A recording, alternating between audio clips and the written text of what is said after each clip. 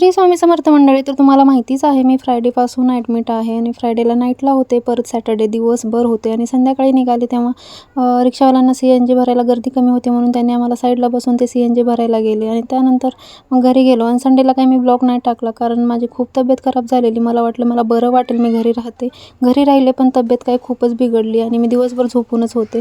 आणि त्यानंतर मंडेला मी उठल्या आधी गेले हॉस्पिटलला कारण मला खूपच कसं तरी वाटत होतं आणि मला काहीच म्हणजे सुचत नव्हतं. त्यामुळे मी गेले, म्हटलं की आधी कोर्स कंप्लीट करून घ्यावा, म्हणजे 3 दिवसाचे सलाईन्स कंप्लीट करून घ्यावेत. मग त्यामुळे डॉक्टरांनी म्हटलं की आज लास्ट डे आहे तुमचा आणि म्हणजे बघू सगळं चेक करून.